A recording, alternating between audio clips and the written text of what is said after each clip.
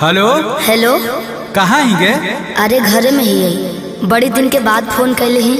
आगे बहरा से आजे तो अबे कैलियो और तोरा से बड़ी मिले के मन कर रहा। तो अभी अइले की? हाँ गे। नहीं रे, बवाल हो जैते। देख मना करमी तो हम मार जीवो। देख जिद मत कर। तब मिले के कोई उपाय निकाल। अच्छा रुक बताओ ही है। जल्दी बता। रोशन डीजे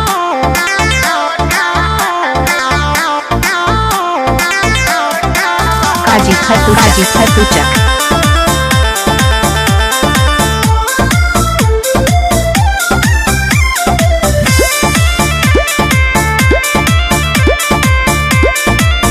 रोशन डीजे बाबू गेटा बहला बल मम्मी है मोर जागल बचल अबे के उपाय चढ़े पर तो कोठा बाबे। अरे गेटा बहला बल मम्मी है मोर जागल बचल अबे के उपाय चढ़े पर तो कोठा बाबे। रात भर करी है तो प्यार चुमा देबो ओठा बाबे। रात भर करी है तो प्यार चुमा देबो ओठा बाबे।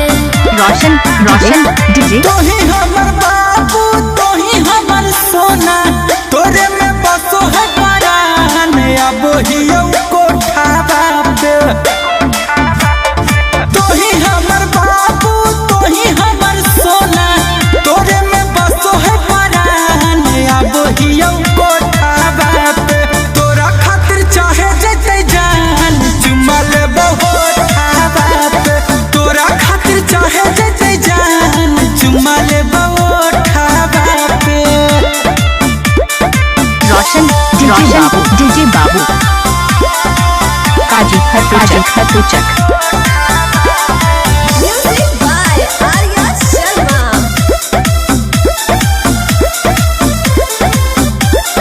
खेते खेते आई हो तो घुसी है नई गाँव में, खाली गोरे आई हो जूता पहनी हो नई पाँव में। ये भी ठीक है कौन है? रोशन डीजे रखी है मोबाइल बात तो चालू हरा दम गे डरो ही तो कहे पकड़ाई भाई नहीं हम गे।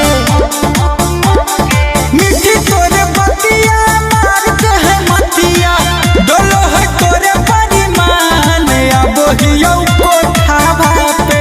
तोरा खातिर चाहे जते जान चुमा लेबो ओठा बापे। तोरा खातिर चाहे जते जान चुमा लेबो ओठा बापे। रोशन डीजे काजी खतू चक